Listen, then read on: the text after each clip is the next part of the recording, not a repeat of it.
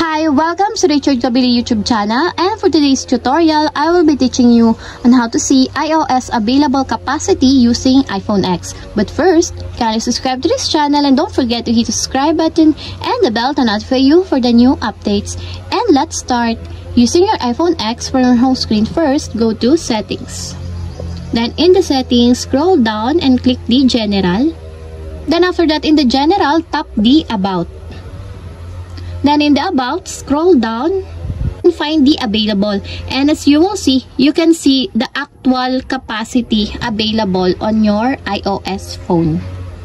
And that's it. We have successfully see iOS available capacity using iPhone X.